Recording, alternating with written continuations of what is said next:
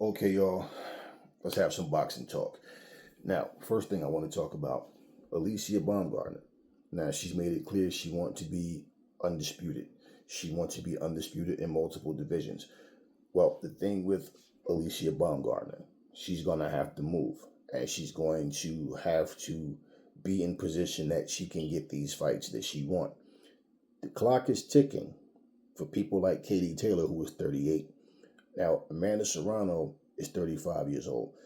And looking at those two names, those are the names that she claims she wants to fight. So I don't really see a fight with Katie Taylor happening. Katie Taylor at 38 years old, how much longer she even wants to fight, we don't know. And for Alycia Baumgardner, she has to go up. She has to go up to fight against Amanda Serrano. The one thing that Alycia Baumgardner has said was that she doesn't see a point in a 12-round fight. Well, and 3 minutes around at that. And Amanda Serrano has said that's the stipulation. She'll fight her based on that. So everybody has stipulations. So why is it a problem when Clarissa Shields say they want to fight, come to 154? If they want to fight at 147, go win a title. Something has to be on the line for me to put my body through, getting all the way down to 147 pounds, which makes all the sense in the world, okay? These women, including Natasha Jonas, different people that keep saying, oh, I'd love to fight Clarissa Shields, no problem. Well, they're not willing to go up to 154, okay? This woman just went all the way up to heavyweight. So they're not willing to make the same sacrifices and do the same thing that Shields is doing and going up in weight. Shields is not saying fight me at a catch weight. Shields is getting there and she's fighting and she's winning. So with that being said, Alycia Baumgardner might find herself in a position where, well, the fights that she's saying she want, or the fights that she wanted to, try to play, let's wait it out and see what happens, she might not get. And when you get a fighter that's on a decline, well, just to say I won, I won the fight, what else did you win? Because who's holding the titles? If you don't have the right dance partner, you won't get the right reaction. Now, Alycia Baumgardner is not a big star. Okay, she's not a headliner. She's not a main eventer. And her last event, she had like 2,000 people show up. Okay, so she has a lot more people on her social media platforms than she do to come out to support her in the ring. Now, that being said, the majority of the females, all of them that have achieved any type of greatness, winning multiple championships, all of them are going up and down in weight. And that's what she's going to have to end up doing. If she doesn't get the Katie Taylor fight, which I don't think she's going to get, I don't think she gets a fight with Natasha Jonas, who's 40 years old. And Michaela Mayer was being interviewed by Chris Mannix, and she basically told him that she's been trying to get this fight with Natasha Jonas, the rematch, for the longest time. The issue is them not being able to find a date. She says she doesn't know all the ins and outs and the details, but she do know that they were even trying to debate over who gets the television rights for the third fight. Well, how much sense did that make when you haven't even had the second fight yet, right? But bottom line is, this is the first time I've ever heard Michaela Mayer talk about fighting anyone and didn't mention the name Alycia Baumgardner. So I'm sure she's down for that. But even Michaela Mayer is saying, well, Chris Mannix is a bit of an instigator because he had Clarissa Shields on the show, and of course, she responded to his question, about Michaela Mayer or anybody else. Well, these females, like, who's next, and people saying that she's running out of opponents and all of this type of stuff. Well, the thing about it is, Michaela Mayer, even in that very video, says, well, that's weird to me because when I said, we could fight at 140, well, damn well Clarissa Shields cannot get down healthily, to 140 and be healthy. You know that. So for her to say that and then not be willing to go up to fight, and mind you, Michaela Mayer is the one that started that whole thing with coming at Clarissa Shields with the whole, I definitely want to fight Shields. And, it's like, okay, are you on that bullshit too, huh? Stuff that we never talked about, things that we never even were in conversation about us fighting each other. But, you say it for the first time openly on camera, just out of nowhere. Frustration, desperation, can't get the fights that she wants. So Michaela May is no big star either. This is why these women are struggling. Any fighter that struggles with getting what they want and there is no real big demand for them, they need to understand, that's any fighter, male or female, you need dance partners. Okay? You're not in the ring fighting yourself, so you need the dance partners. Now, the thing about that is, Alycia Baumgardner, she's, only a year older than Clarissa Shields. So they're in the same age group where all of them are close. I mean, Michaela Mayer is only 4 years older than her, but at the same time, let's look at it this way. The fights that Baumgardner don't really have interest in are the fights she might have to have. Like, she just might have to end up rematching with Terry Harper. Who really cares about that, though? She might end up having a rematch a Leonard or two. What would the storyline be? Oh, you were on drugs the last time, so fight me now, and this time you'll be clean for the tiebreaker, because now we're 1-1. Who really cares about a Leonard or two rematch? Do you understand? So those names that she need to go after. And she has to be willing to go up in weight. And pretty much, if you're not going to fight a person, don't call their names out for clout, because it gets you nowhere. So the thing is, she may end up being in a position where, damn, I need Clarissa Shields. And for me to do that, I'm going to have to go up. Now let Alycia Baumgardner tell it. She said Shields needs her. For what? You're fighting at 130 pounds. What does she need you for? You're calling her name. And we know that she didn't really want to fight in the first place. So now it's time to put up or shut up. Get Clarissa Shields out of your mind. What you need to focus on, I feel, to me personally, I mean, Choi is there, but that's still not a super fight. That's not a big fight either. Her and Choi. So my thing with her is she need to be willing to go to 12 rounds. She's not going to out-negotiate Amanda Serrano. And bottom line is, people will look at her and say, okay, you're picking up titles that, you're not fighting the very best people. Well, when you're not the A side, that's where you have to swallow your pride and say, okay, cool, you know what? I'm going to take your terms, whoop your ass, then I'm the A side. And this is the position that she's in right now. Because as much as she wants to believe she's a superstar, look, I respect her in the ring, but she's not a superstar. And she's going to have to fight and beat Amanda Serrano. Okay? How many times a year do these people fight? 2 times, the most. So who is she going to fight? And when is she willing to go up in weight? Because that's what she's going to have to do in order to achieve what she's trying to. It's not enough to just say, okay, I'm a champion. I want a belt. I want another belt. Right. We get you. But you are in the smaller divisions where you have more access. It's more likely for those fights to happen than any of those women fighting Shields, because none of them are willing to go to 154 pounds. And so she's making it known. Come to 154. Most of these women walk around 150, 160 pounds. So why can't you go up and fight her? Like I said, she went up to 175 and fought a heavyweight and won and knocked her out, stopped in 2 rounds. So if she can do it, why can't these girls? There's no buts, no excuses. Make it happen if that's what you want. Now, the next thing I want to talk about, Dylan Whyte has called out Derek Chisora. Derek Chisora says he wants to fight. Let's make it happen. Trilogy. Okay.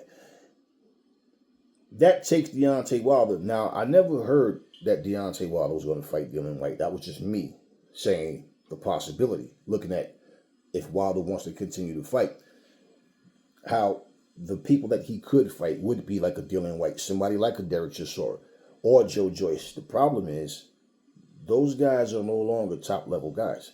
So what's going to happen if he was to even beat them? It does nothing for Deontay Wilder's confidence.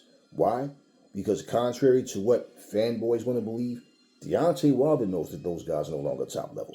I mean, hell, there was a time when Dylan Whyte beat Joseph Parker.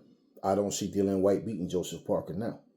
Do you understand? So with that being the case, well, what would it do for Wilder to come back and fight any of them? Does this catapult him up to be a sacrificial lamb? For somebody else, possibly. One big last big payday, possibly.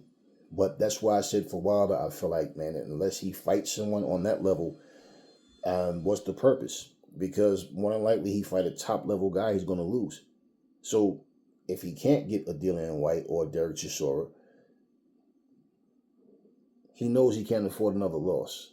And the fact that Mauricio Suleiman even was trying to, hey, I'm trying to get you back. How about a Bridgerweight fight against, Lawrence Okoli? Well, it's like, well, no. Wilder never responded to that. Mauricio made it clear that they never got any response from Wilder. Not interested in that fight. You understand what I'm saying?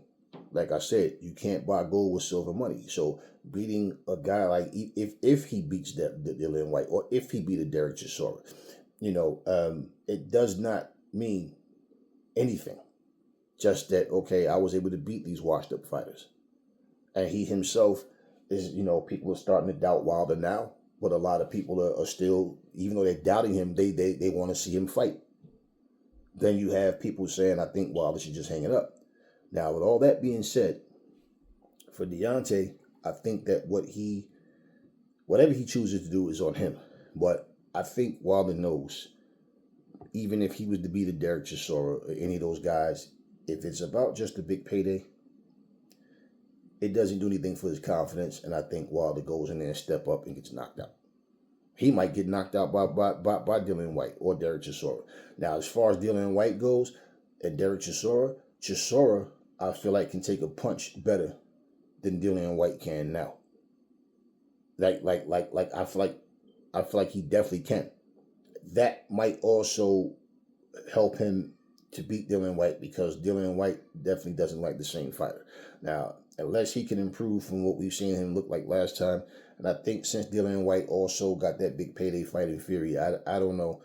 The first video we saw Dylan Whyte after he got knocked out by Fury was him in the car. Remember? He just looked at the camera and smiled, and that was it. And basically, Dylan Whyte is just a shit talker. He talks shit, then disappears. So, now, am I interested in the third fight between the two? No. But bottom line is, for me, I'm just saying, well, even that thinking process about Wilder possibly fighting Dylan Whyte, well, according to Derek Chisora, he wants that. And I feel like for Dylan Whyte, it's like, well, it doesn't do anything for him in terms of accomplishments other than I just beat a guy.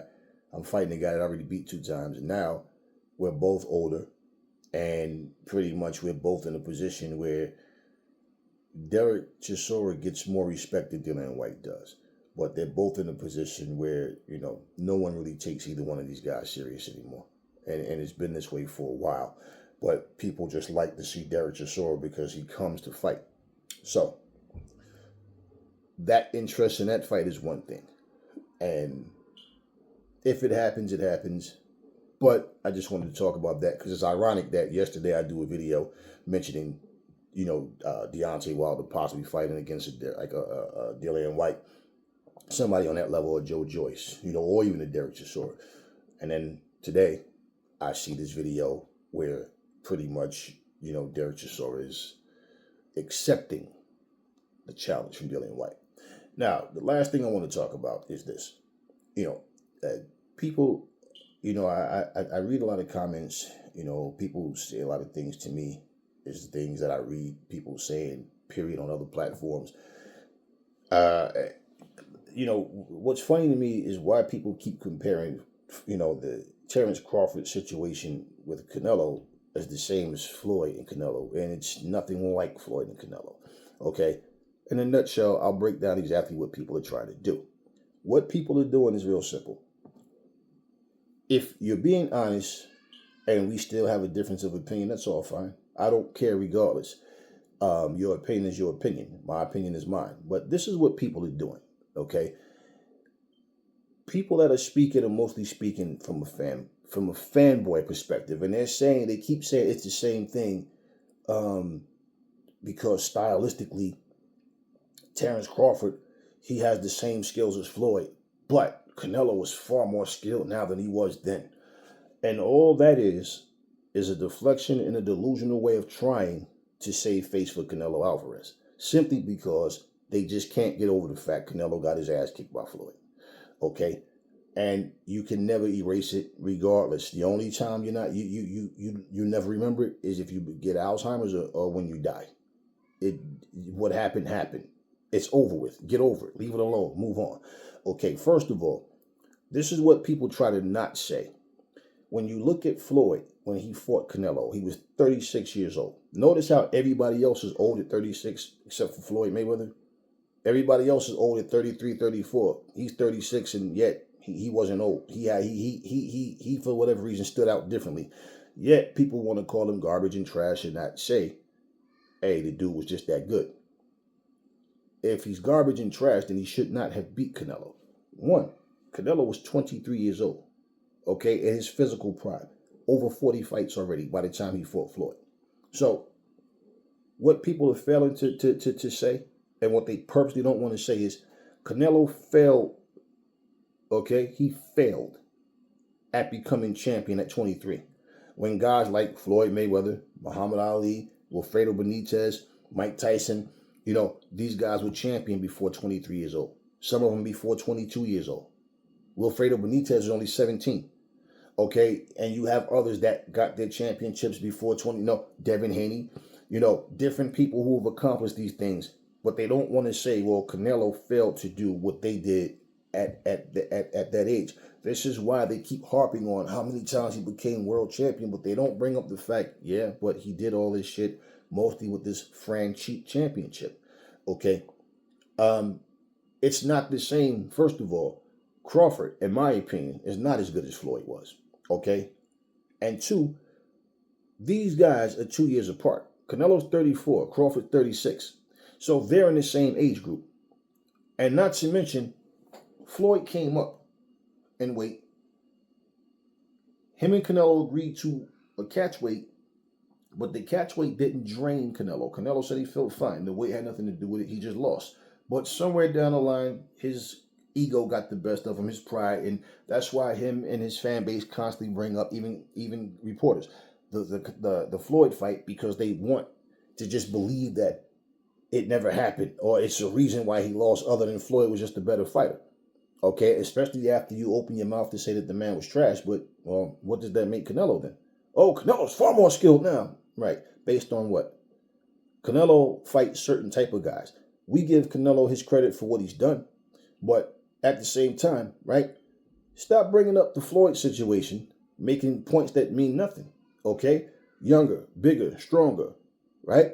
Hungrier. That's what you heard all the commentators and people say. Canelo, he's that guy, okay. Floyd Mayweather did what he did, and he won.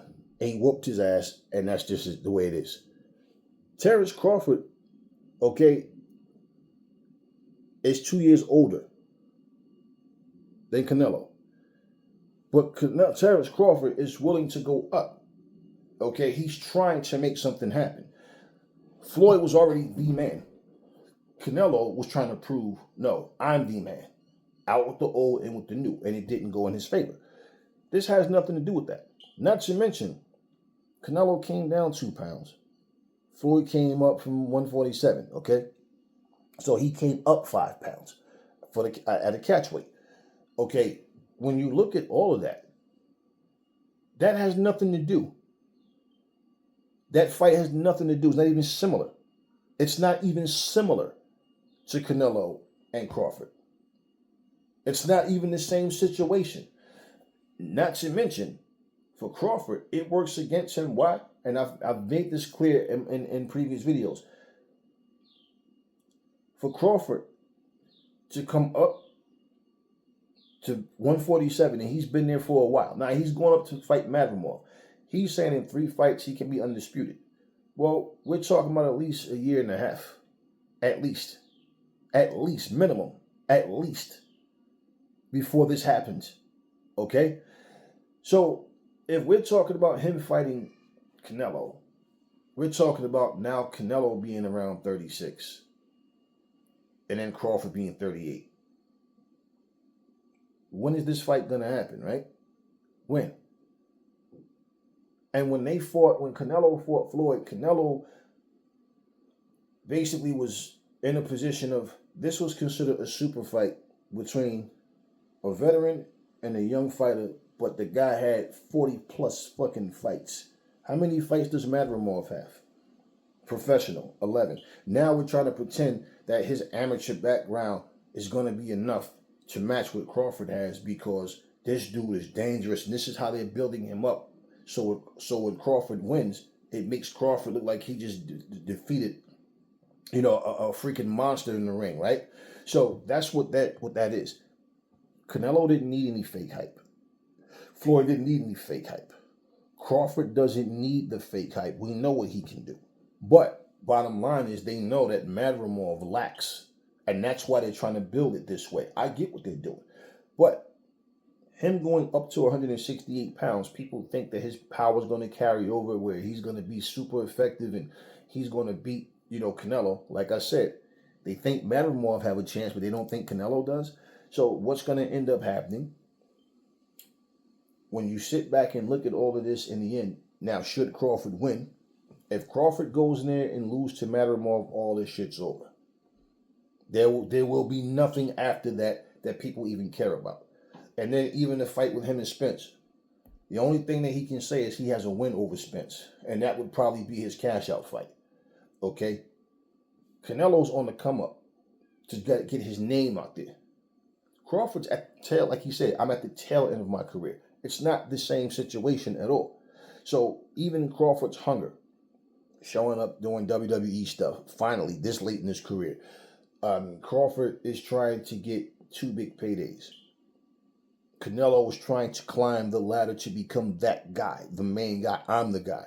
And he needed for Floyd to not be in the picture for him to do that in terms of boxing. And that's pretty much the way it went. Once Floyd was gone, but he came back doing exhibitions. Okay?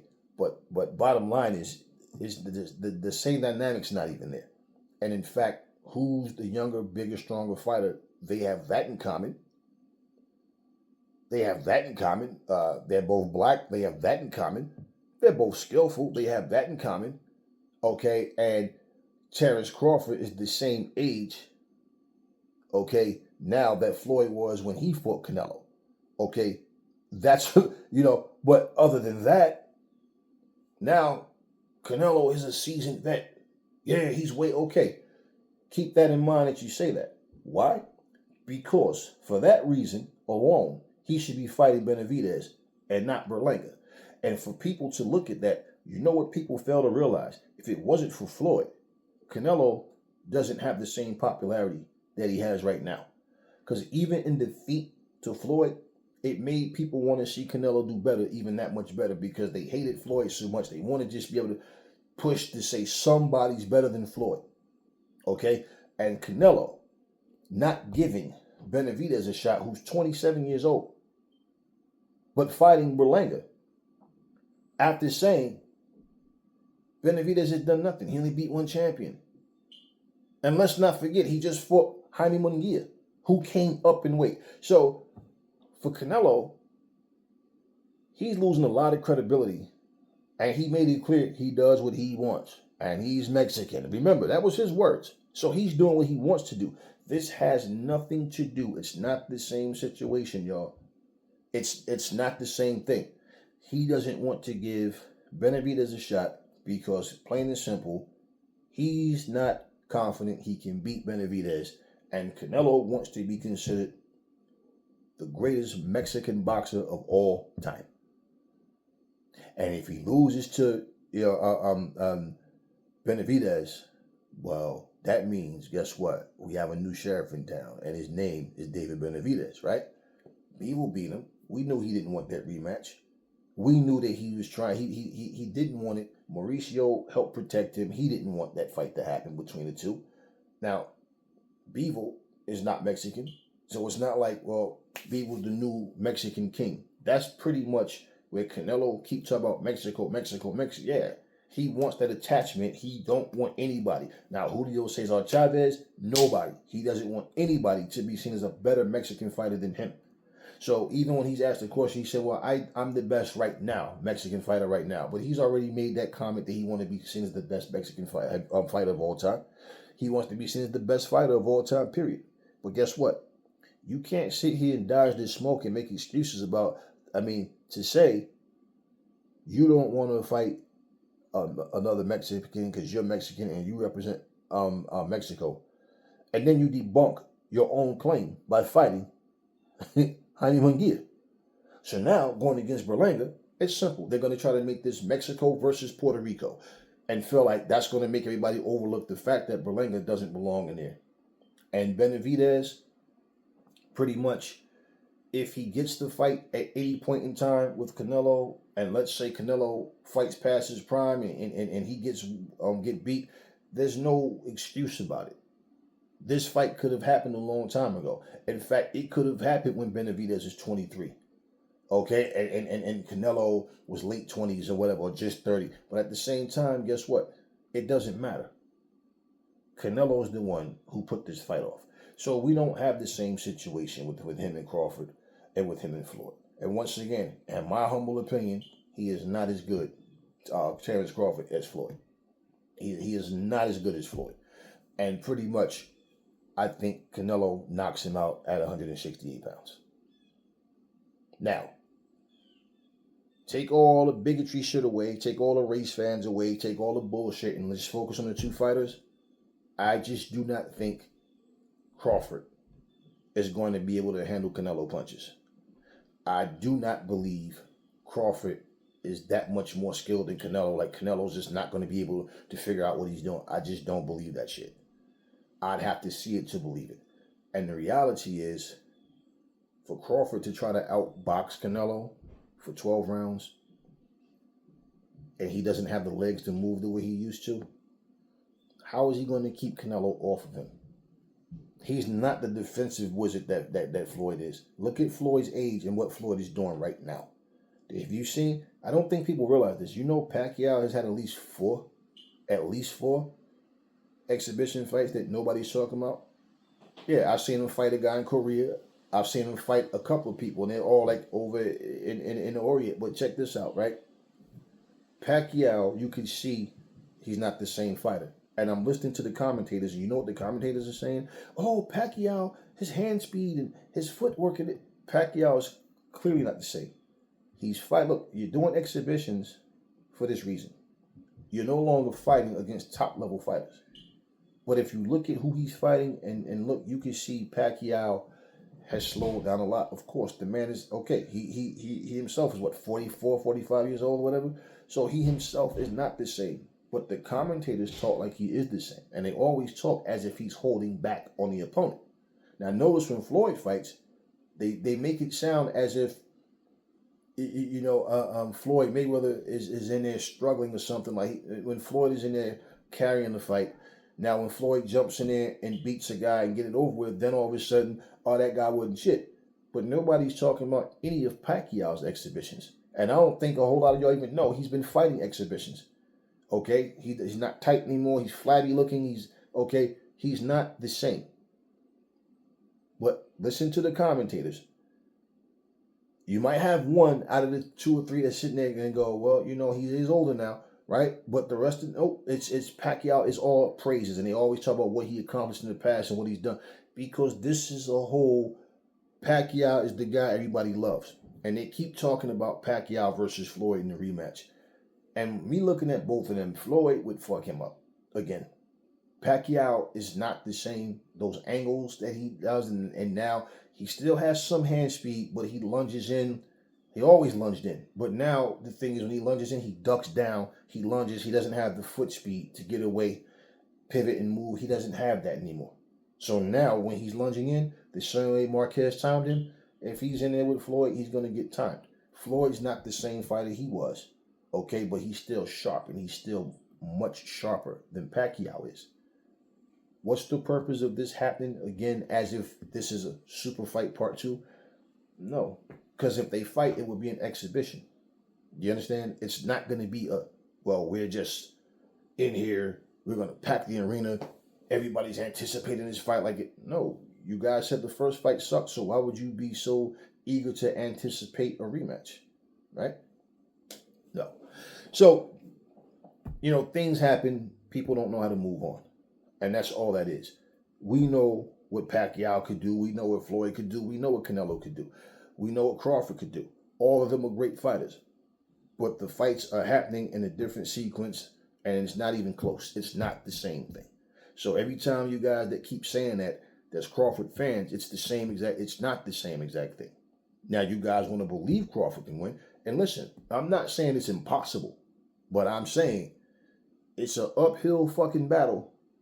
It is an uphill battle while raining, okay? And you have on boots, and boots are not meant to go on concrete and all, they'll slide. They're meant for snow. That's why they have the ridges and or mud and dirt. Okay, that's what I'm telling you. At 168, it's not the same. Not because Canelo was so much more skilled than that. No, he's skillful enough, and he's strong enough and has better punch resistance than what Crawford would be used to. How Spence was going down, Canelo's not going down like that. He's not going down like that. So what I'm saying, overall, Mayweather was just that much better than Canelo. This Canelo right here, you think beat the 23-year-old Canelo. Oh, he's more experienced now. He has more skill. You think that. You say that. Look at everything Canelo did after that Floyd fight. And look at what he's doing now.